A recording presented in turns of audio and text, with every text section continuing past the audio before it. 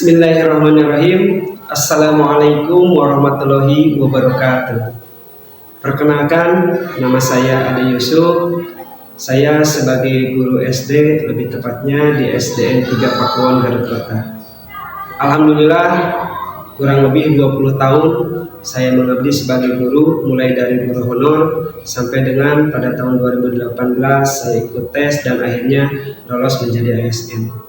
Puji syukur kepada Allah Subhanahu wa Ta'ala yang telah memberikan semua nikmatnya, sehingga insya Allah dengan syukur ini saya terus mengembangkan diri untuk membuat berbagai model pembelajaran, media pembelajaran, ataupun pengembangan diri melalui beberapa pelatihan, seminar, dan workshop.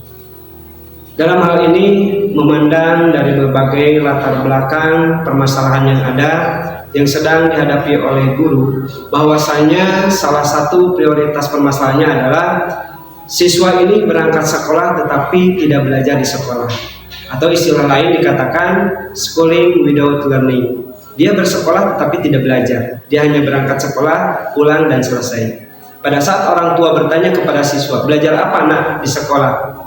Siswa tersebut tidak bisa menjawab, hanya mengatakan ya seperti biasa, itu aja. Artinya siswa berangkat ke sekolah ini tidak belajar. Yang menjadi permasalahan kita bersama, bahwasanya ini merupakan salah satu PR bagi kita semua, khususnya guru, bahwa kita harus membuat sebuah model, bagaimana model ini sehingga bisa memberikan minat atau motivasi kepada siswa untuk belajar.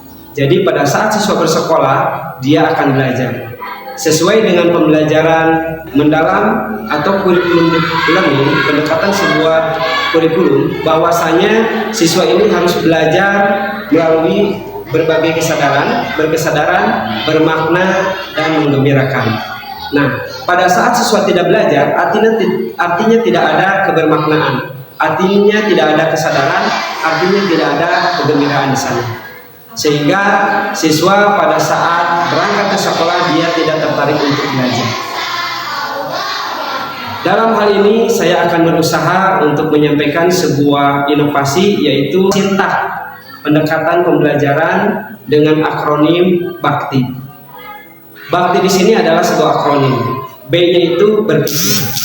Nah, langkah pertama guru dalam sebuah KBM, bagaimana cara memotivasi atau menstimulus muridnya untuk berpikir. Salah satunya adalah dengan stimulus, menyampaikan pertanyaan pematik terlebih dahulu, atau menayangkan sebuah video yang nantinya akan disimak oleh siswa. Yang kedua yaitu holistik. Holistik merupakan sebuah konsep yang global. Holistik ini merupakan salah satu aktivitas penjelajahan, jelajah tentang keilmuan, di mana siswa bukan hanya mendapatkan sebuah sumber utama dari buku saja, melainkan bisa berbagai sumber untuk belajar, baik dari buku, sebuah tayangan, video, alam, pendekatan saintifik, dan lain sebagainya. Yang selanjutnya adalah analisis.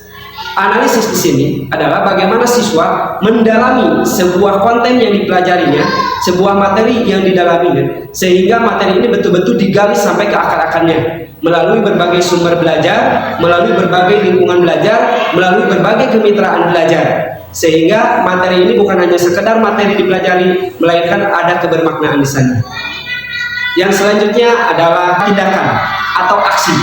Pada saat siswa setelah belajar, maka dia bukan hanya sekedar mendapatkan ilmu saja, tetapi bisa mengaplikasikan, bisa mengaitkan dengan kehidupan nyata, baik di lingkungan sekolah, di lingkungan keluarga, atau di lingkungan rumah, serta di lingkungan masyarakat. Sehingga apa yang dia pelajarinya, dia bisa mengimplementasikannya. Yang terakhir adalah I. I ini merupakan inovasi. Selain daripada membuat cetak pembelajaran, yaitu salah satu aplikasi GoPAI. GoPAI ini adalah akronim dari Galeri Orientasi Pendidikan Agama Islam.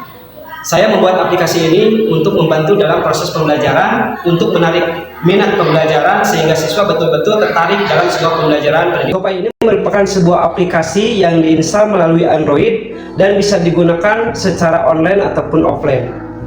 GoPAI ini akronim dari Galeri Orientasi Pendidikan Agama Islam, di mana saya lengkapi, saya kembangkan fitur-fitur dalam aplikasi ini, yaitu tentang materi, tentang kuis, sebagai bentuk asesmen setiap pembelajaran, ada juga evaluasi, ada juga video-video sebagai referensi tambahan, sehingga siswa tidak hanya belajar dalam satu sumber yaitu buku atau bacaan, melainkan beberapa media yang lainnya. Bisa berbentuk puisi, bisa berbentuk audio, bisa berbentuk visual, bisa berbentuk poster, infografis, dan lain sebagainya. Nah, saya memfasilitasi beberapa fitur di sini sebagai pelengkap bahwa fasilitas siswa dalam belajar, khususnya sintak bakti. Dalam inovasi ini tentunya ada refleksi. Dalam sebuah pembelajaran yang disesuaikan dengan pembelajaran mendalam, bahwa siswa harus mengalami sebuah pembelajaran yang berkesadaran, yang bermakna, dan menggembirakan. Tentunya di setiap pengalaman belajarnya juga harus memiliki pemahaman atau memahami, mengaplikasikan, dan merefleksi. Insya Allah saya juga masih mengembangkan aplikasi beserta sintaknya, sehingga ini bisa diimbaskan ke guru-guru yang memiliki permasalahan yang sama, khususnya permasalahan schooling without learning. Siswa ini sekolah tapi tidak belajar, hanya datang, duduk, dan pulang. Mudah-mudahan ini menjadi salah satu kunci jawaban untuk kita semua para guru, sehingga siswa bisa betul-betul belajar dengan berkesadaran, bermakna, dan menggembirakan. Itu saja, saya tutup. Wassalamualaikum warahmatullahi wabarakatuh.